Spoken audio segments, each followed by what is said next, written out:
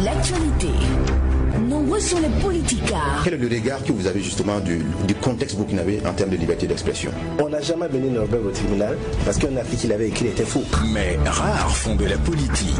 La nature est la horreur du vide. La mort du journaliste kamikaze parce qu'il a pratiquement offert sa vie pour qu'il y ait un changement. Nombreux ont de la prétention. Mais rares prennent des positions. Qui a été intermédiaire? Nombreux font des jugements. Mais rares ont la justesse. Toutes les femmes se battent autant que les hommes. Mais je dirais aussi qu'il y a des ministres hommes qui ne sont pas compétents mais qui sont là quand même. Ou bien.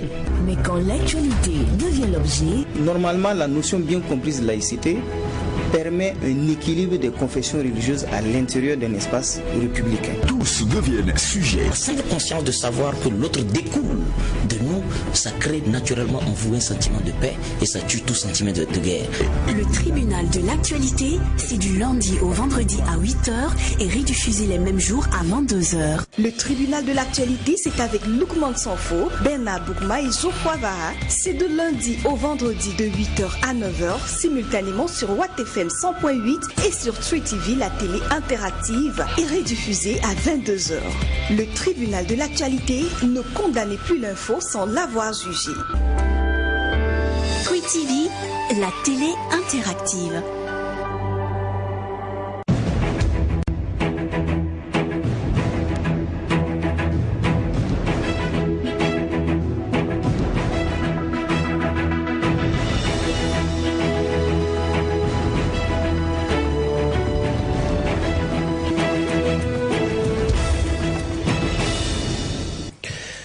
Mesdames et messieurs, bonjour à tous et merci de nous rejoindre pour cette troisième convocation de la semaine de votre émission Le Tribunal de l'actualité.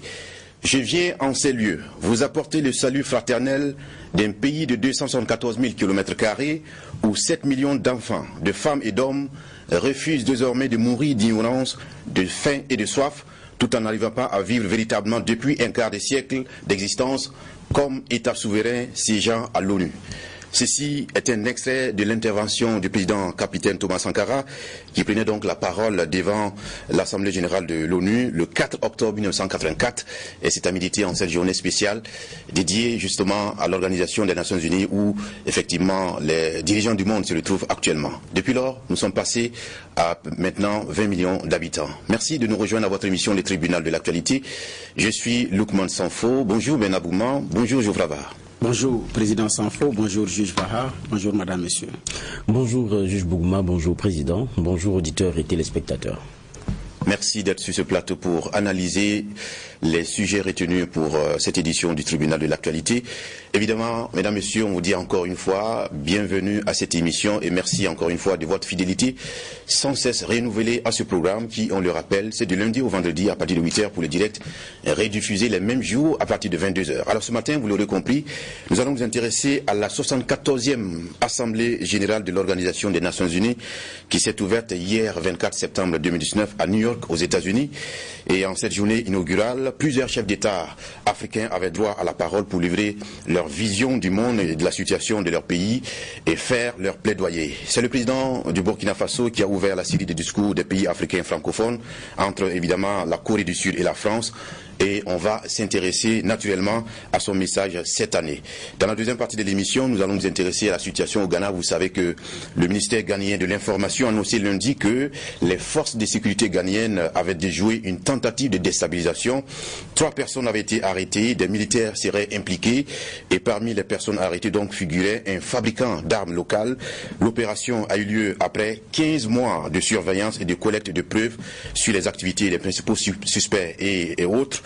Quel regard porter alors que, vous le savez, le Ghana est considéré comme l'un des pays les plus stables de l'Afrique de l'Ouest depuis donc sa transition vers la démocratie multipartite en 1992.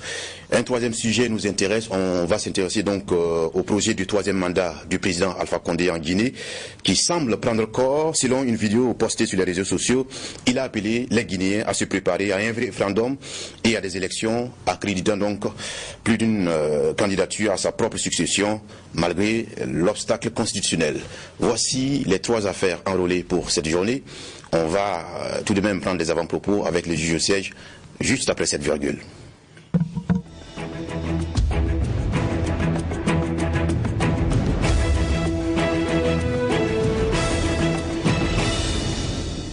Vous êtes au tribunal de l'actualité. Nous portons notre regard, notre jugement sur les faits de l'actualité. Alors, Bernard Bougma, qu'avez-vous à nous apporter comme avant-propos ce matin? Alors, Président, mon avant-propos va concerner la suspension du chef de corps de Dédougou. Compte tenu de ce qui s'est passé, vous savez que l'attaque a eu à Tuini, il y a eu des gendarmes, des militaires effectivement qui ont été tués. Donc, ça en est suivi un mouvement d'humeur après cette tuerie parce que, bon, des preuves et des éléments qui impliquent le chef de corps, donc mettant un doute sur sa crédibilité ou sa capacité à assumer les choses. Donc, au niveau de la troupe, le mercure est monté d'un cran. Et donc, il y en a qui voulaient en découdre. Il y a des personnes qui sont intervenues. Et puis bon, c'est hier, un peu plus en début d'après-midi, que l'on apprend par d'ailleurs le président du Faso en échangeant avec le Burkinabé de New York que le chef de corps a été relevé effectivement de ses fonctions. Donc aujourd'hui, ce qu'il faut également retenir, c'est que l'hydre terroriste a réussi effectivement à utiliser les enfants du Faso contre eux-mêmes. Donc les enfants du Burkina contre eux-mêmes. Ce n'est pas des ennemis forcément venus d'ailleurs, mais bon, c'est nous. Donc s'il y a des doutes, c'est entre nous qui doutons de nous-mêmes. S'il y a des complicités, c'est parfois nous également qui sommes également complices. Ici, les choses, comme c'est la grande muette, les choses ne sont pas suffisamment déballées pour qu'on sache réellement l'implication jusqu'à quel niveau, qu'est-ce qui lui est formellement reproché pour qu'il soit relevé de ses fonctions. Est-ce que ce sont finalement les griefs de ces éléments qui ont pesé contre lui, ou bien ce sont réellement des preuves à charge contre sa personne. Pour le moment, c'est le grand inconnu. Mais bon, ou bien c'est tout simplement parce que ces hommes sont tombés qu'il a été relevé. Mais bon, vous avez aussi des entités où des éléments tombent, mais le chef n'est pas relevé. Donc, ce qui fait qu'il y a des doutes, il y a des questions que l'on se pose. C'est la grande muette, je dis bien. Peut-être qu'on aura encore de la précision par rapport au relèvement des fonctions du chef du corps. Merci, Président. D'accord, merci de nous rappeler cet événement et justement on attendra peut-être le retour du chef de l'État pour comprendre davantage de ce qui a motivé cette décision. Geoffroy Var, c'est à vous pour votre avant-propos. Merci Président, moi je reste sur les questions de sécurité. On a vu la sortie de l'UNAPOL récemment, les plaintes qui sont les leurs et évidemment la façon dont ils dépeignent une réalité qu'ils vivent au quotidien et ils ont posé en tout cas de façon très claire leurs problèmes.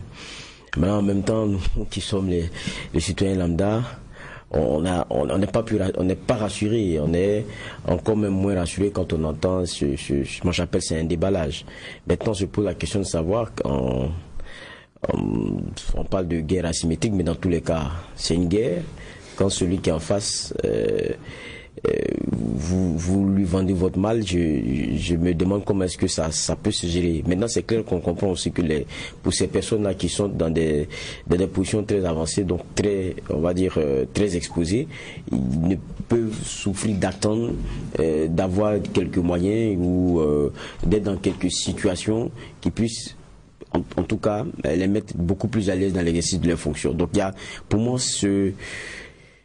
ils sont dans deux feux. Vous ne parlez pas, c'est une situation qui s'enlise et vous allez continuer de perdre des hommes. Vous parlez, vous fragilisez aussi vos hommes parce que ce que vous vendez, c'est aussi les plaies stratégiques qui sont les vôtres. Mais je dis, c'est pour moi un déballage. Est-ce que c'est des choses qui devraient se dire?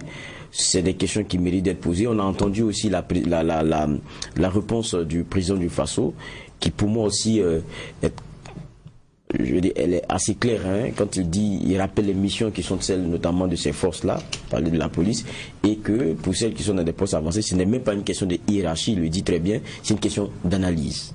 Et maintenant de quelle analyse il parle, c'est des choses qu'on pourra peut-être voir après. Mais j'ai dit, mon avant-propos, c'est que quand on regarde, le citoyen, lui, il est beaucoup plus craintif. Ce qu'on communique ainsi, c'est la peur. Parce qu'on veut rassurer que nos forces sont celles-là qui sont à même de repousser l'ennemi.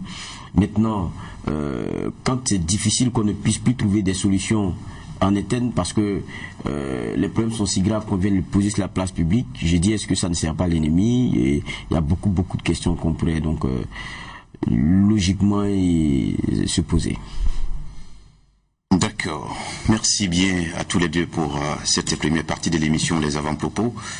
À présent, première affaire, on va parler de la 74e Assemblée Générale de l'Organisation des Nations Unies qui s'est ouverte hier 24 septembre 2019 à New York aux États-Unis, et comme annoncé, c'est le rendez-vous des dirigeants du monde pour donner en tout cas leur vision de leurs différents pays et surtout de la planète Terre, on va dire comme ça, et mener des plaidoyers en fonction des différentes positions. Et c'est le Burkina Faso qui a eu l'honneur d'ouvrir la série de discours des pays africains, on va dire francophones, entre la Corée du Sud et puis la France. Donc ça a été un moment où évidemment il y avait toute l'attention accordée au discours du président du Faso, Roch Marc Christian Kaboré, un message d'ailleurs que nous allons apprécier dans cette partie de l'émission. Alors maintenant, pour commencer peut-être en termes de généralité, j'ai cité en introduction le discours du président capitaine Thomas Sankara prononcé le 4 octobre 84, qui est resté historique. Est-ce que de façon générale, depuis lors, vous y voyez dans les discours des dirigeants africains quelque chose de retentissant, ou bien c'est que des discours? Quel parallèle vous faites entre ce discours de Sankara et ce à quoi on assiste depuis lors? Bon, d'abord, il faut dire que le discours de Sankara est un peu différent. Les contextes, je prends d'abord les contextes. C'était un contexte où en Afrique, on parlait des révolutionnaires, et donc il y a ceux également qui se réclamaient démocrates. Donc vous avez effectivement ces deux blocs-là. Donc un bloc sous influence de l'Est et un bloc sous influence de l'Ouest. Et donc, ce qui fait que les discours étaient différents. Donc à la Lénine, donc teinté de marxisme. Donc il y a cela. Donc le bloc révolutionnaire incarné par les Rawlings, les Sankara, les Mathieu Kérékou, et j'en oublie, ça c'est déjà l'Afrique de l'Ouest. Je ne parle pas de l'Afrique de l'Est, pardon, de l'Afrique du Sud, de la zone australe, et donc de Zimbabwe et autres. Et ensuite, vous avez que ce bloc dit révolutionnaire, donc les blocs révolutionnaires sont soutenus beaucoup plus par l'Algérie. Donc l'Algérie également qui est un allié, un poids de ces messieurs-là aussi qui est très influent au niveau de l'Union africaine jusqu'à présent. Donc il y a ce contexte-là qu'il ne faut pas perdre de vue. Et puis c'était un contexte où il y avait beaucoup de foyers de tension et des gens qui se battaient pour leur libération. Donc il y a ce contexte-là qui est d'abord différent du contexte actuel. Et ensuite, vous avez le style de Sankara qui est très différent du style de plusieurs chefs d'État africains. Mais après Sankara, les discours qui ont marqué l'ONU ou qui ont parfois créé des gènes parmi les participants, nous n'allons pas oublier également celui de Kadhafi, qui a d'ailleurs foulé aux pieds devant tout le monde la charte de l'ONU. Donc il y a ce discours également de Kadhafi en son temps qui avait marqué les uns et les autres. Donc il y a eu plusieurs autres dirigeants, mais dans ce qu'on retient, c'est ce que je veux dire, ce n'est pas pratiquement dans les mêmes contextes. Donc maintenant, aujourd'hui, nous sommes également dans un tout autre contexte. Et donc là, effectivement, véritablement, les choses changent. Donc la personne de Sankara est différente de la personne de Roch Kaboré, beaucoup plus pondérée dans le discours et dans le gestuel. Donc, alors que Sankara, c'est différent, largement différent. Donc il y a ce contexte-là, Roch démocratiquement élu, donc beaucoup plus posé, qui n'a rien à voir avec celui qui part le poing fermé avec la fièvre révolutionnaire et puis la... Mais on a toujours quand même à la tête de cette même Afrique des dirigeants qui sont militaires, en la personne de Kagame et autres, mais le discours est policier tout de même. Non, je parle d'abord, j'ai pris les différentes personnalités. Kagame est beaucoup plus calme. Kagame n'est pas... Il n'a pas la fougue de Sankara. Kagame est plus calme, mais c'est dans le discours qu'il va vous rendre que vous savez, que vous entendez qu'il parle posément, calmement, mais il va vous dire ce qu'il en pense. Son discours mémorable lors de l'anniversaire du génocide, les 20 ans du génocide rwandais, mais mon vieux, c'était un discours de vérité, droit dans les yeux de la grande France, tenu en anglais, et maintenant il marque une pause en français pour faire illustrer la responsabilité de la France. Mais il dit, mais les faits sont têtus, avec un brin de sourire, et il reprend le discours en anglais. Mais c'est un discours qui est très fort, même à l'ONU, quand Kagame parle, il y a du contenu. Mais j'ai dit, ce n'est pas la même verve, la même fougue. Maintenant, même Kadhafi, il a un tempérament beaucoup plus calme quand il parle. Mais c'est dans le contenu du propos qu'effectivement les différences. Voilà. Et là où les uns et les autres abordent, sans trop de gnac, comme m'a le dit Geoffroy, Sankara, lui, il pousse loin. Voilà. Donc je pense qu'il y a ces choses-là. Par exemple, sur le Front Polisario, Roch Kabore l'a abordé dans son discours, ça n'allait pas être avec les mêmes termes ou la même chaleur vocale qu'un révolutionnaire. Donc je pense qu'il y a ce contexte-là également qu'il ne faut pas perdre. Il ne faut pas perdre de vue. Et puis, voilà.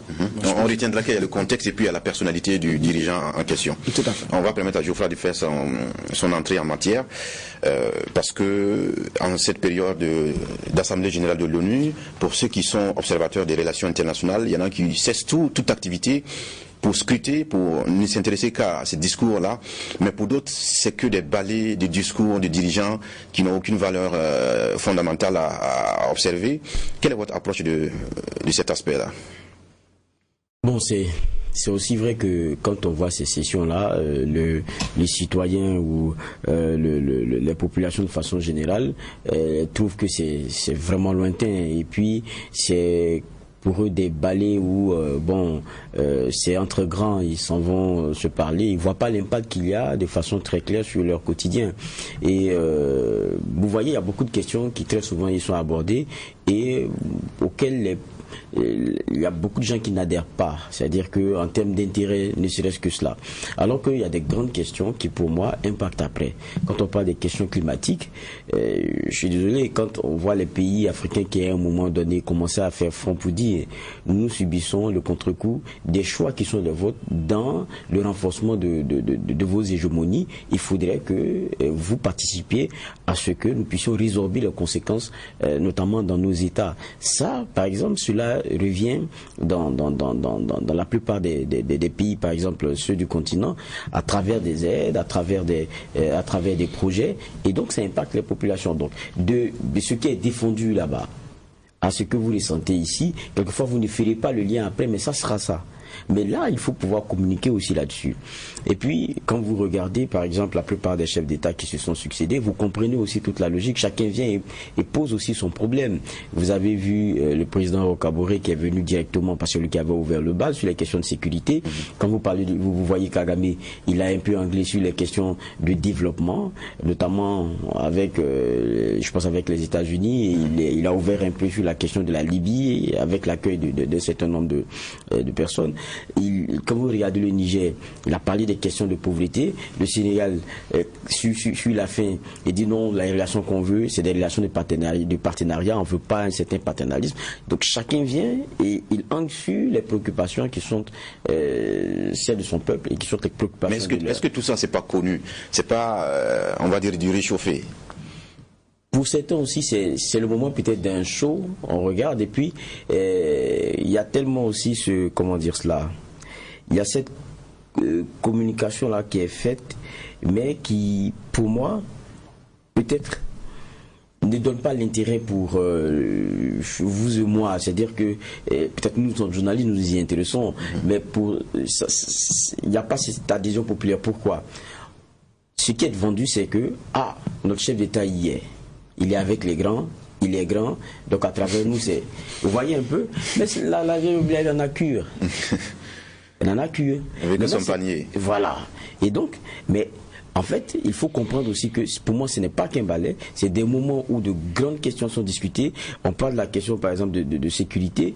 Il y a des débats qui ont été faits à Ouaga, les mêmes propositions. Le président, peut-être on va rentrer dans le détail, est parti les reverser là-bas. La question du chapitre 7 et de notre G5 Sahel, il l'a posé. La question de l'aménagement, il l'a posé. Ça va impacter, par exemple, la question de la sécurisation de certaines zones au Burkina Faso où il y a des problèmes. Si c'est des choses qui sont actées, on a des forces qui ont des problèmes de moyens, les gens comprendront que ce n'était pas qu'un balai et que le président, lorsqu'il faisait son discours, il devrait peut-être s'y intéresser parce qu'à la fin, la décision, ou plutôt le changement qu'ils ont dans leur quotidien aujourd'hui, vient de ce qu'ils soient allés plaider ceci ou cela devant cette communauté-là dite internationale. Voilà. D'accord. Alors, on va maintenant s'intéresser au message du président du Faso, Roch-Marc Christian Kaboré, lui qui a commencé par parler de la lutte contre le terrorisme et puis la cybersécurité dans le monde. C'est un thème très important pour cette partie du Sahel. Alors, il dit qu'il voit une escalade de la violence, c'est ce qu'il a pu remarquer. Le président a rappelé le travail du G5 Sahel pour lutter contre le terrorisme, un fléau de la région qui a poussé à de nombreux déplacements internes. Et dans ce discours, on a pu lire ceci: je lance un appel pour un mandat plus robuste pour la MINUSMA et nous appelons le Conseil de sécurité à apporter des ressources. Voilà, Bernard, le président qui fait de la question sécuritaire un point d'honneur, c'est tout à fait logique, peut-on dire? Oui, c'est tout à fait logique. D'abord parce qu'il est le président du G5 Sahel, donc il parle au nom de ses pairs du G5 Sahel. Ensuite, il a un pays qui fait face effectivement à des questions sécuritaires et de terrorisme. Donc je pense que l'un dans l'autre, tout mis ensemble, il est dans ce sujet. Donc qui mieux que sa personne, effectivement, pour porter cette voix de cette bande sahélo-sahélienne et également cette voix des Burkinabés qui crie au secours au niveau de l'Organisation des Nations Unies. Donc là, le président, effectivement, est dans son rôle. Mais ce n'est pas sans avoir appuyé son discours avec des éléments, parce qu'il a rappelé avec détail que le Burkina Faso, c'est le plus gros contributeur de troupes au niveau du Darfour et au niveau du Mali. Donc, le Burkina compte parmi le Burkina compte parmi les plus grands contributeurs, les grands contributeurs de troupes dans les missions de maintien de la paix, donc au Mali et au Darfour.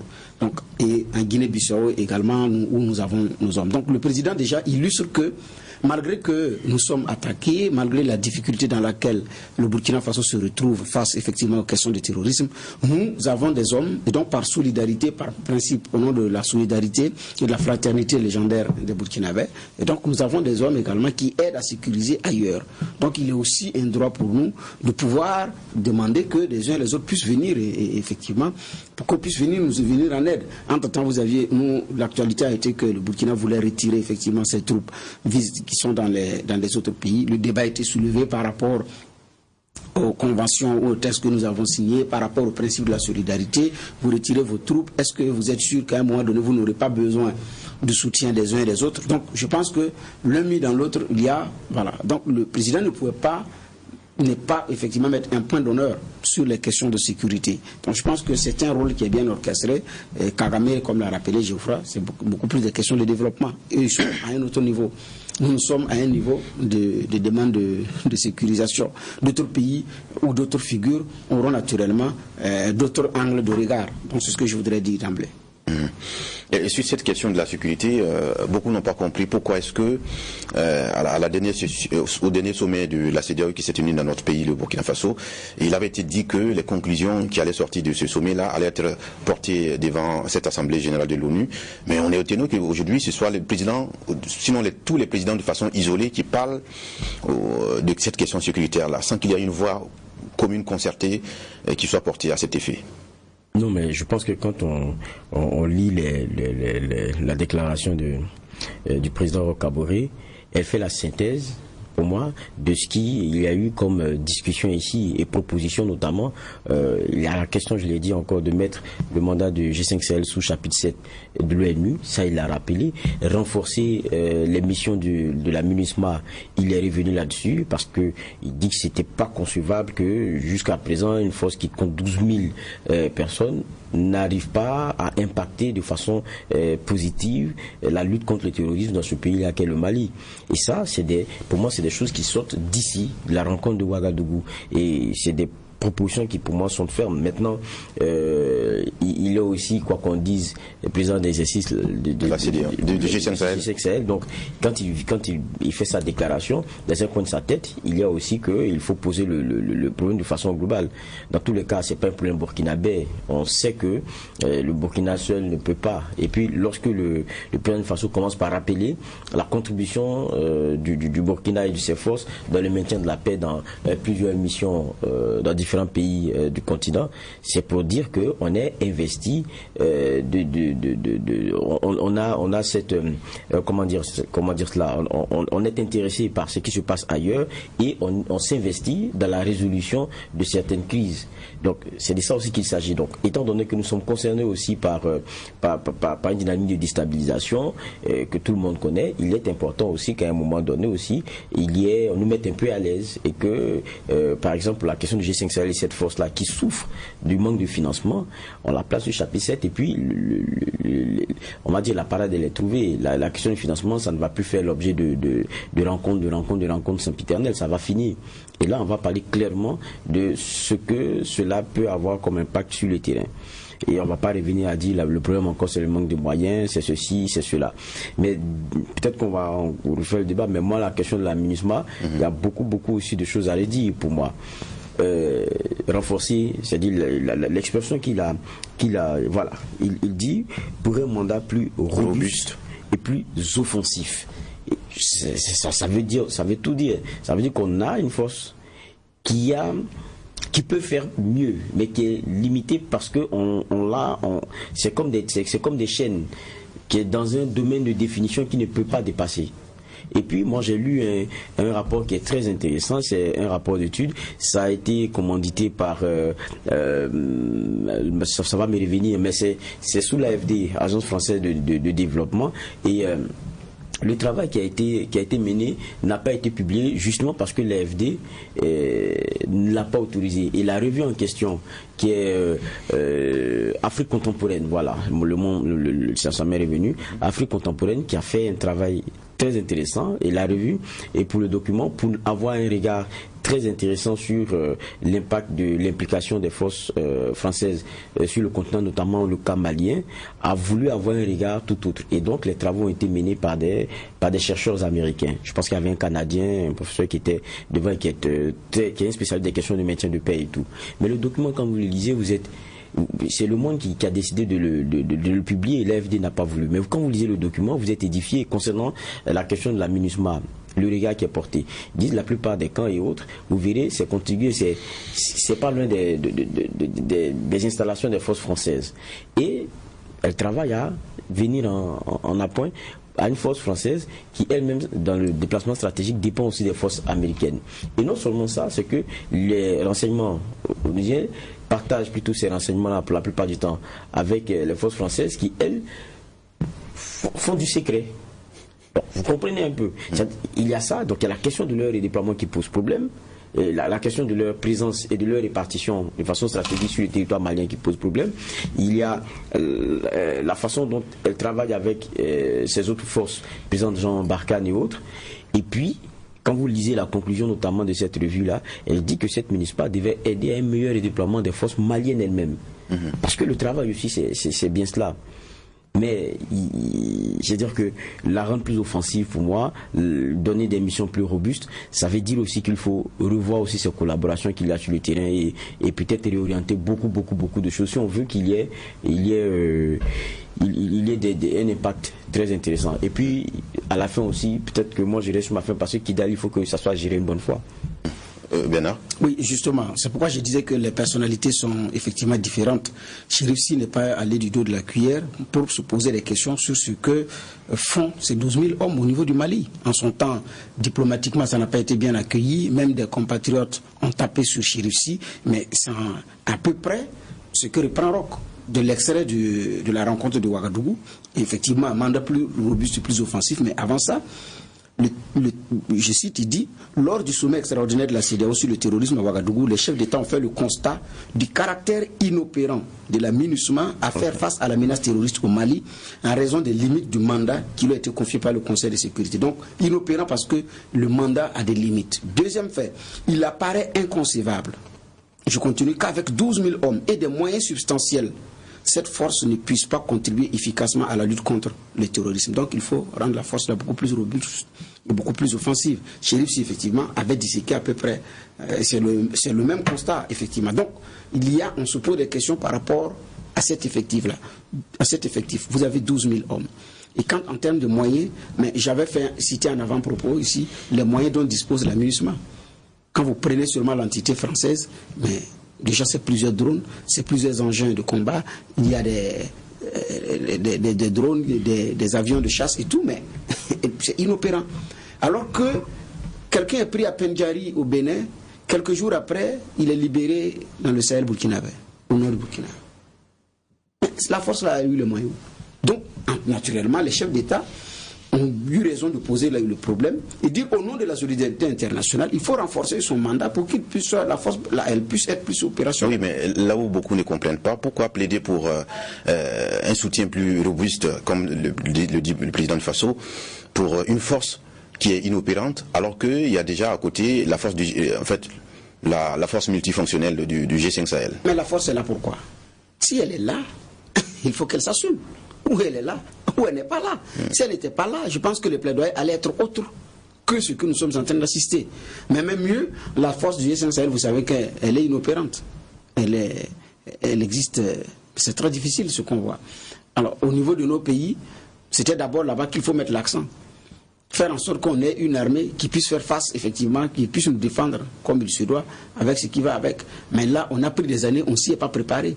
On a pris ces 30 dernières années pour beaucoup plus cultiver autre chose que de renforcer ce dispositif-là. Bon.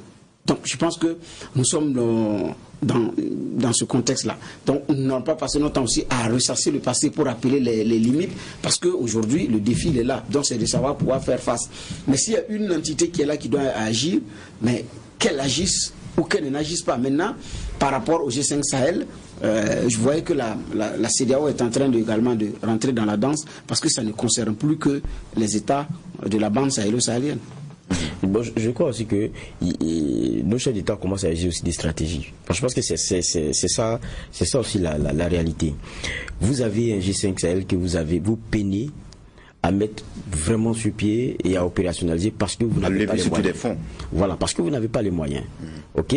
Vous avez une MINUSMA qui compte plus de 12 000 hommes, parce que c'est plus de 12 000 hommes. Je pense qu'il y a plus de 12 000 soldats, il y a un peu plus de 1000 policiers.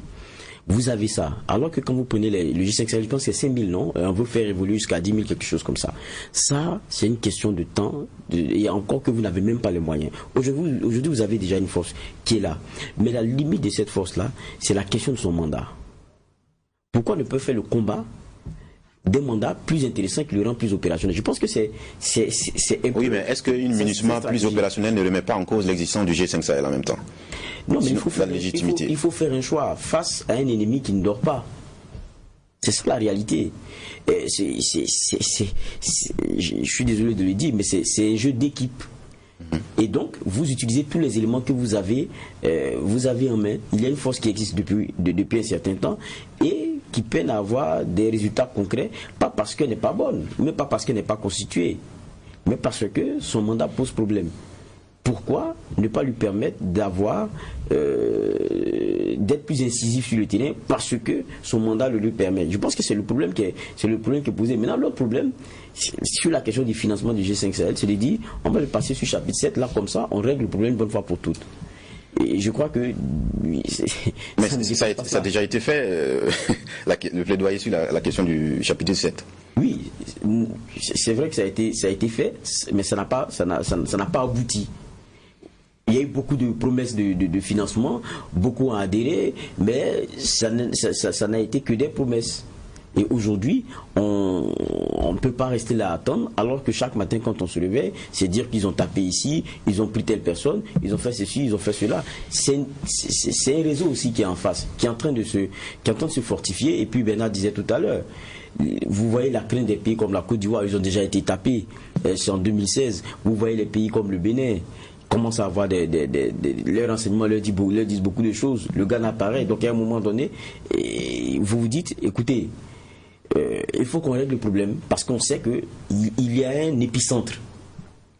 Maintenant, si là-bas c'est pas réglé, vous avez 12 000 hommes dans un pays comme plus de 12 000 hommes dans un pays comme le Mali, il y a la présence des forces françaises et puis on n'arrive pas à avoir encore à avoir des effets probants. Et même pire, c'est que on a l'impression que la menace, elle devient centripède, elle quitte même, c'est centrifuge, voilà. Elle commence à quitter l'épicentre et c'est en train de gagner les autres. Et ça commence à devenir vraiment compliqué.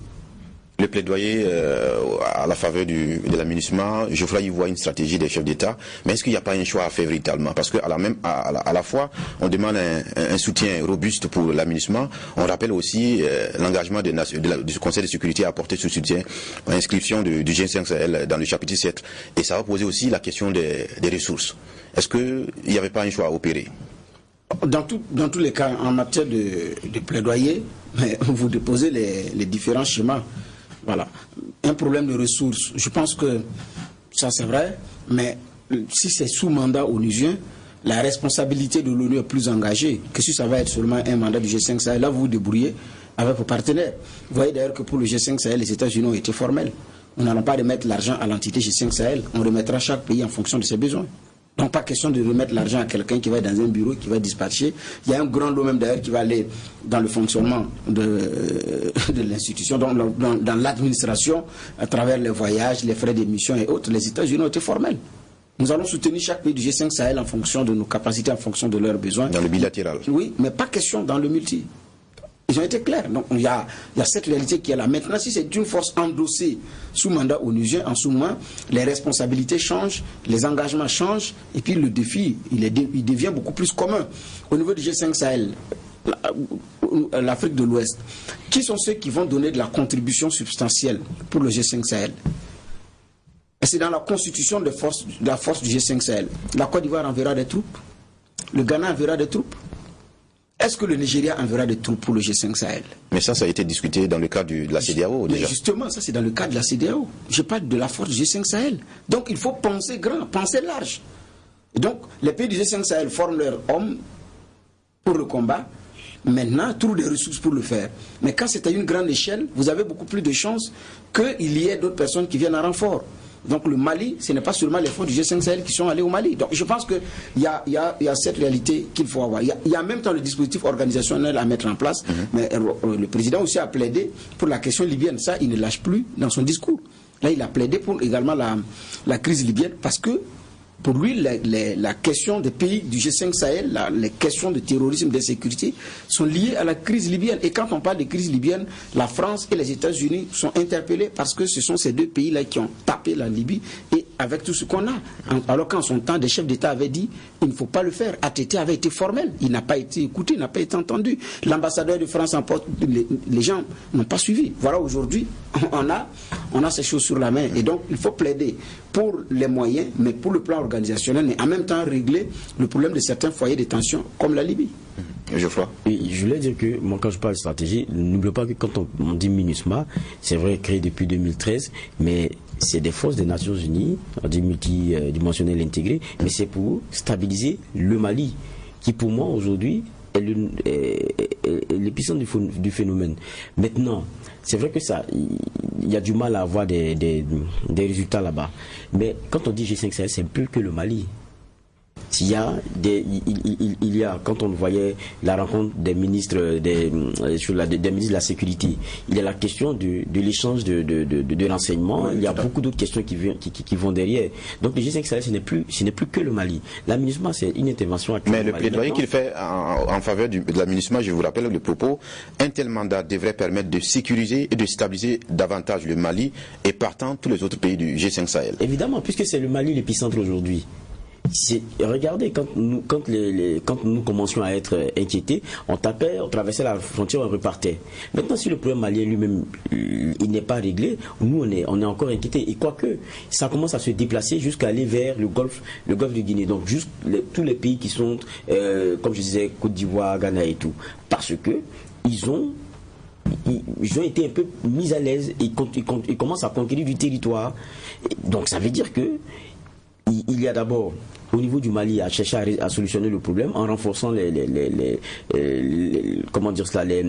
missions qui sont celles de la MINUSMA. Maintenant, les autres pays ne seront pas attentistes. Il faut qu'ils continuent de travailler à s'échanger des renseignements, à avoir des décisions conjointes, de sorte à ce que, même quand ils traversent les frontières qu'ils viennent, ils soient mis en minorité. C'est ça pour moi le fond de la stratégie. Maintenant, n'oublions pas qu'on parle de toutes ces choses-là, c'est comme si c'était du tout militaire. Le président aussi parlait des questions de développement, parce que c'est lié.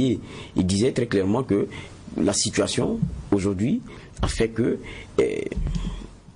le corollaire, c'est la crise humanitaire qu'il y a aujourd'hui. Et il y a un terme qu'il utilise. Il dit la déstabilisation se poursuit à travers l'instrumentalisation des problèmes latents entre les communautés qui se muent en affrontements violents. Aujourd'hui, c'est ce que nous avons tant au Mali qu'ici. Yirgou, on a des exemples comme ça à l'appel. Regardez le cas du Mali aussi, c'est cela. Il y a des attaques qui se sont posées en termes même de communauté. Et dedans, on ne sait plus s'il y a seulement du terrorisme ou bien il y a un peu de d'affrontement communautaire, mais c'est devenu quelque chose de difficile maintenant sur lequel on ne peut pas faire des distinctions très claires. D'accord. Alors on ne va pas s'attarder que sur le volet sécuritaire de son discours. On va aborder, parce que dans son discours, en ce qui concerne la politique nationale, le président du Faso a rappelé avoir mis en place un dialogue avec l'opposition en juillet dernier.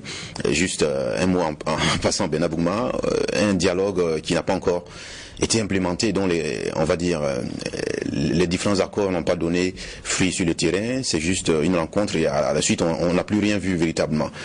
Mais il a mentionné tout de même. Il a mentionné, vous dites tout de même, puisque le dialogue a eu lieu. Ça, au moins c'est un fait. Donc le fait est que le dialogue a eu lieu.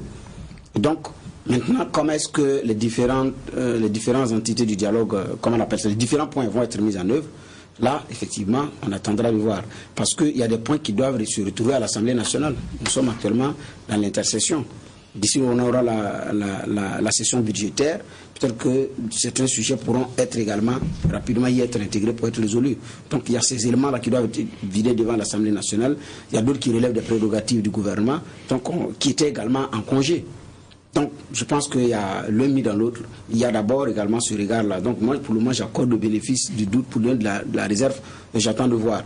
Le seul point sombre que j'ai pu noter après ce dialogue, c'est quand Koutougou, il y a eu l'attaque de Koutougou. Quand j'ai lu les discours des différents partis politiques, pour certains, je suis resté, je me suis posé des questions. Parce que au niveau du tribunal, vous avez des participants de ce dialogue-là qui étaient là et qui ont dit que désormais le discours va changer. Parce qu'après ce dialogue, l'opposition a mieux compris les enjeux et comprend que sur certains points, le gouvernement fait ce qu'il peut. Donc, et la question est beaucoup plus complexe que cela. Ceux de la majorité également disent, nous aussi, on a compris l'opposition, le discours va changer, il n'y aura plus de doigt accusateur. Donc l'opposition aussi dit, ils ont pris l'engagement de ne plus pointer un doigt accusateur, nous également. Mais après Koutougou, chacun voit un doigt, tous les doigts sont des doigts accusateurs. J'ai dit, mais ce dialogue-là, il a servi finalement à quoi? Les engagements n'ont pas été respectés ou qu'est-ce qui se passe? Donc l'exploitation politico-politicienne de la menace terroriste continue. Et c'est là où je suis resté. Bon, j'ai émis des réserves maintenant. Voilà. Donc ça, c'est une critique que je formule. Mais ça n'enlève en rien que, effectivement, un dialogue politique ait eu lieu et que le président en parle. Là, au moins... Voilà. En fait, j'ai posé la question parce que d'aucuns estiment que le tout n'est pas de dialoguer si on n'est pas en mesure de donner un impact de ce dialogue-là sur la vie des Burkinabés. Et là, comme Bernard vient de le rappeler, tout porte à croire que ça a été un dialogue plus qu'un autre.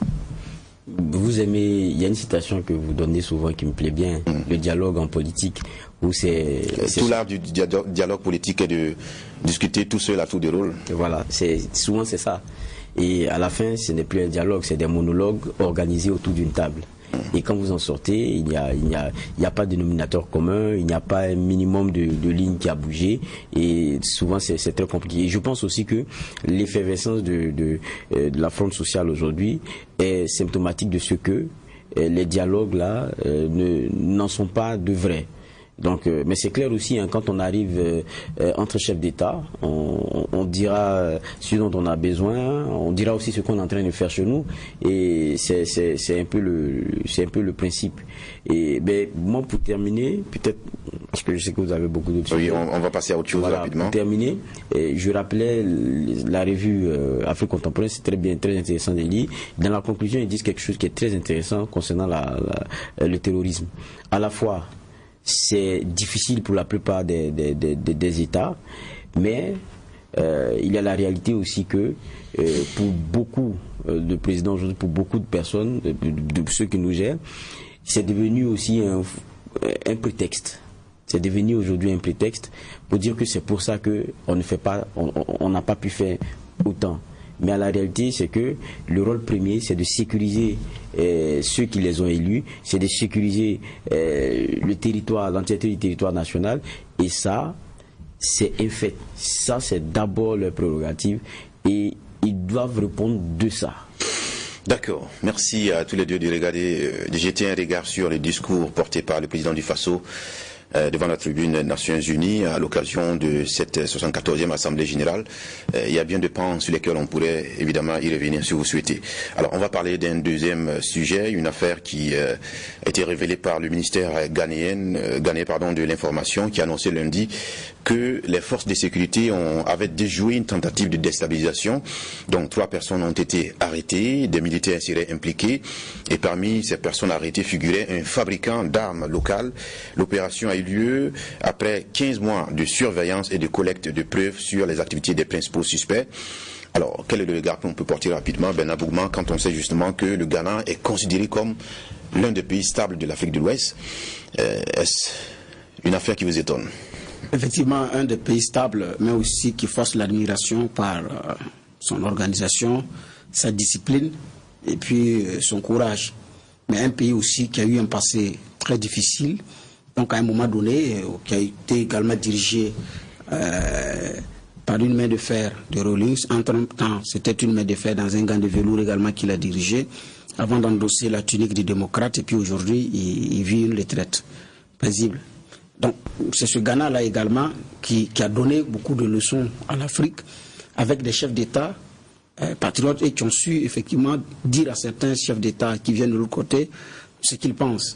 C'est ce Ghana aussi qui a tourné le dos pour le moment aux institutions de Bretton Woods, donc le FMI et la Banque mondiale. Donc un pays capable de s'appuyer sur ses propres ressources et sur la qualité de ses hommes, effectivement, pour construire son avenir. Donc c'est ce Ghana, comme vous l'avez dit, stable, qui force l'admiration.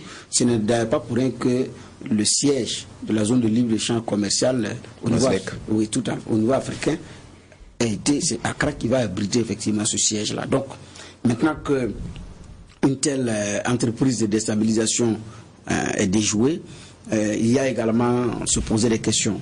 Est-ce que ce sont des vieux démons, parce qu'un pays également où il y avait des coups d'État qui se sont réveillés, ou bien il faut mettre tout cela en lien avec l'affaire Togoland?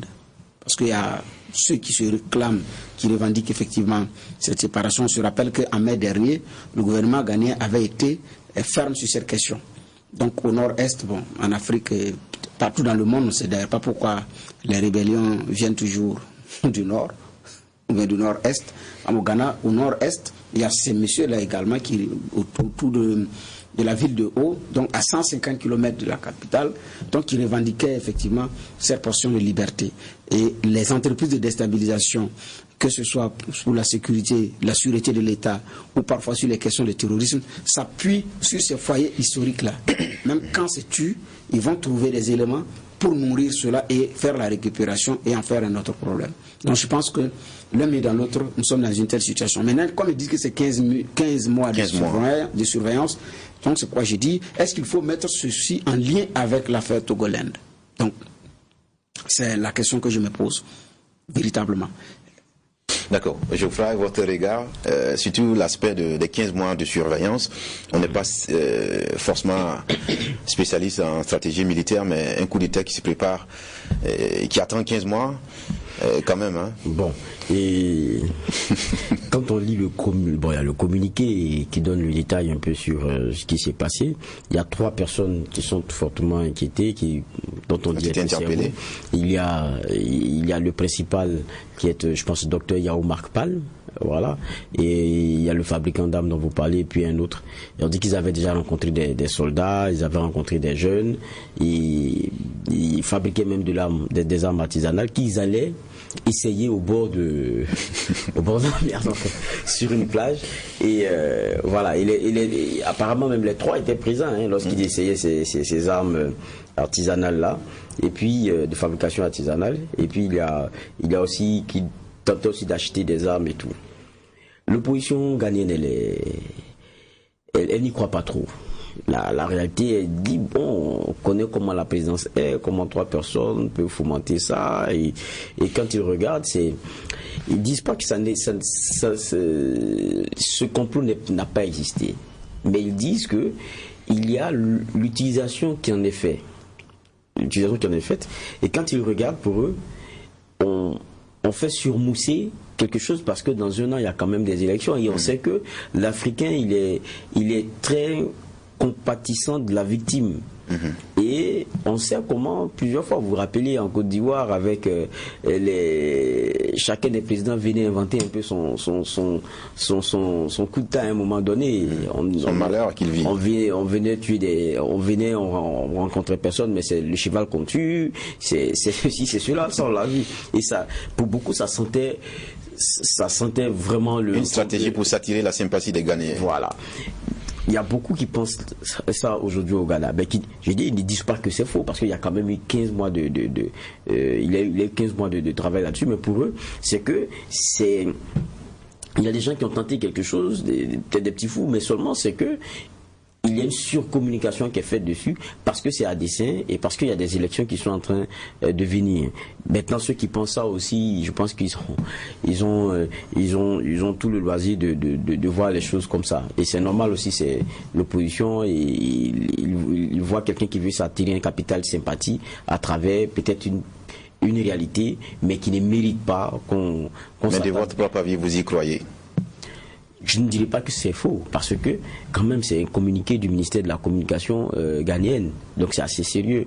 Et ils disent, pendant 15 mois quand même, ils ont suivi ces gars-là, et ils donnent des éléments, et ils disent que ils donnent des dates auxquelles il y a eu des rencontres, et des personnes de l'armée qui ont été courtisées, notamment pour le projet. Donc pour moi c'est quelque chose quand même d'assez sérieux. Maintenant, est-ce qu'on n'utilise pas cela politiquement? C'est le problème que pose l'opposition quand elle jette ce regard. Alors, en 2 minutes, je ne sais pas si on passe à l'affaire Alpha Condé, ou bien vous avez une réaction sur le dernier sujet, le temps qu'on puisse clore. Bon, et sur ce sujet-là, je parle du Togoland occidental, et donc qui regroupe en gros 1 million de personnes, une zone un peu plus grande que la Belgique. Et donc c'est la question de colonisation, parce qu'à la fin, en 1956, quand la Grande-Bretagne voulait partir, ils avaient le choix entre le Togo, qui est à l'ouest, et puis le Ghana. Donc ils ont fait le choix. Donc pour certains, il y a eu un vote qui a séparé, et donc c'est ceux qui ont choisi de rester avec le Ghana, donc c'est ce vote-là, c'est eux qui ont été victorieux. Donc c'est un espace de 33 et quelques kilomètres carrés, donc qui revendique et qui avait en mai, ce que j'ai dit, ce sont les révélations qui ont été faites en mai, qui avait la volonté de créer un nouvel État au niveau de l'Afrique de l'Ouest. Donc rapidement, il y a eu des arrestations, je crois près de 81 personnes qui ont été effectivement arrêtées dans cette affaire, et c'est en même temps le bastion de l'opposition. Donc c'est pourquoi j'ai posé la question s'il y a un lien entre les deux. Oui, mais je pense aussi que ce qui fait qu'il y a beaucoup qui sont encore incrédules, c'est parce que quand on regarde aussi ce pays-là, vous rappeliez ce qu'il représente en termes de démocratie, mais le dernier coup d'État, c'est bien Rouline, c'était quand? C'était 31 décembre 81, non? Tout à fait. Depuis, et il a ouvert au multipartisme en 90, donc les gens ils se disent dans la tête, il faut être fou quoi, pour pouvoir revenir en arrière comme ça. Mais est-ce qu'il faut y voir une main impérialiste, parce que de plus en plus on a ce discours acerbe, un discours nationaliste qui est servi par les dirigeants ghanéens, qui ne plaît pas forcément à l'Occident, quand on peut le considérer ainsi? Non, moi je ne vois pas ça comme ça, parce que le Ghanéen lui-même adhère à ce discours-là. Le Ghanéen lui-même adhère à ce discours. Aujourd'hui, bon, je pense qu'il y a, lorsqu'il y a des, moi je suis pas adepte de la théorie du complot, hein, mais je pense que quand on complote comme ça, maintenant, et à notre ère, c'est devenu plus subtil, parce que, quoi qu'on dise, quand on apprend même que vous êtes le candidat de l'Occident, vous êtes le candidat de l'extérieur, vous êtes automatiquement vomi par les populations. Donc pour moi c'est des choses qui sont un peu compliquées. Oui. Et je comprends, la question du président est très importante, parce qu'effectivement vous avez un Ghana où le discours est beaucoup plus nationaliste. Ça ne plaît pas de l'autre côté, parce qu'Emmanuel Macron est clair. Nous choisissons une nouvelle voie, le multilatéralisme.